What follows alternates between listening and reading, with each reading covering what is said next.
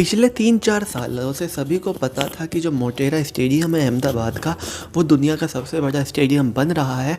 और सबके दिमाग में एक बात थी कि जैसे ये स्टेडियम बन के तैयार होगा तो ये सरदार वल्लभ भाई पटेल स्टेडियम के नाम से जाना जाएगा।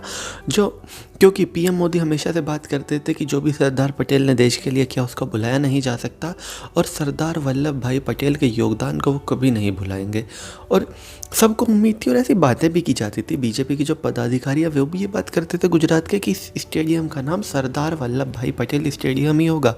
बड़े बड़े पत्रकार भी कहते थे कि इस स्टेडियम का नाम सरदार वल्लभ भाई पटेल ही होगा। लेकिन आज जैसे ही घोषणा हुई नाम की, सब हैरानी में पड़ गए कि ऐसा कैसे हो सकता है। स्टेडियम का नाम रख दिया गया है नरेंद्र मोदी स्टेडियम। बीजेपी जो चुनाव के वक्त में कहती थी कि कांग्रेस ने सब कुछ अपने नाम पे किया, हवाई अड्डे इनके नाम पे, खेल के स्टेडियम इनके नाम पे, खेलों के अवार्ड इनके नाम पे, और ऐसे कौन करता है? ऐसे वो लोग करते हैं जो कुछ काम नहीं करते लेकिन फिर भी ये चाहते हैं कि उनके नाम को लोग याद रखें। तो यकीनन जिस तरह से नरेंद्र मोदी क्रिकेट स्टेडियम मोटेरा का नाम किया गया है सरदार वल्लभ भाई पटेल की जगह, उससे बहुत से सरकार के जो चाहने वाले हैं, जो इस पार्टी के को चाहने वाले हैं, उनको भी धक्का लगा है। क्योंकि सबको उम्मीद थी सरदार वल्लभ भाई पटेल स्टेडियम बन रहा है, किसी को कहीं से कहीं तक भनक भी नहीं थी कि ये नरेंद्र मोदी स्टेडियम है। सरदार वल्लभ भाई पटेल का इसमें नाम तो शामिल है लेकिन सिर्फ एक कॉम्प्लेक्स उनके नाम पे बना है।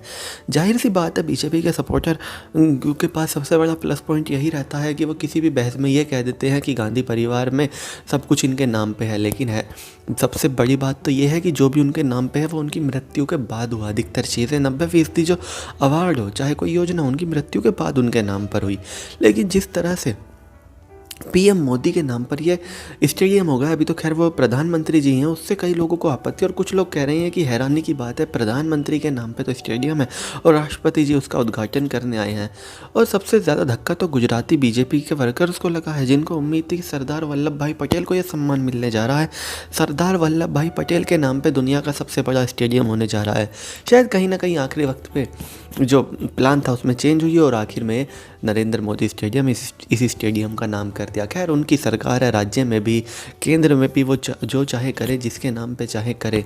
लेकिन एक बात तो साफ है, इससे बीजेपी के वर्कर्स को भी बहुत बुरा लगा है, जो सरदार वल्लभ भाई पटेल को बहुत आदर से देखते हैं। उनको भी झटका लगा है कि इस स्टेडियम का नाम सरदार वल्लभ भाई पटेल के नाम पर ना होकर मौजूदा प्रधानमंत्री नरेंद्र मोदी के नाम पर किया गया है। इससे पहले दिल्ली के फिर ऐतिहासिक फिरोज शाह कोटला स्टेडियम को भी अरुण जेटली स्टेडियम किया गया था, लेकिन उसको लोग बोलते आज भी फिरोज शाह कोटला ही है। जब भी कोई कहता है कि अनिल कुंबले ने 10 विकेट कहाँ पर लिए, तो कोई नहीं कहता अरुण जेटली स्टेडियम, सब यही कहते हैं फिरोज शाह कोटला। तो एक ऐतिहासिक पहचान होती है, और जब ये पहचान चाहे नाम से बदल भी जाए, लेकिन वो जानी पुराने नाम से ही जाती है, चाहे ऑफिशियल रिकॉर्ड में कुछ भी हो। जैसे इलाहाबाद को लोग अभी भी इलाहाबाद कहते हैं, बेशक ऑफिशियली प्रयागराज हो। और वैसे ही अरुण जेटली स्टेडियम को लोग अभी भी कोटला कहते हैं, और वैसे ही अगर नरेंद्र मोदी स्टेडियम को लोग मोटेरा कहेंगे तो इसमें कोई हैरानी वाली बात नहीं होगी। तो चलिए दोस्तों, मैं चिनू दहिया फिलहाल इस वीडियो के लिए इतना ही। आगे भी इसी तरह की देश, दुनिया, बॉलीवुड और खेल की तमाम खबरों के लिए बने रहिए चौधरी न्यूज़ के साथ। जय माता दी।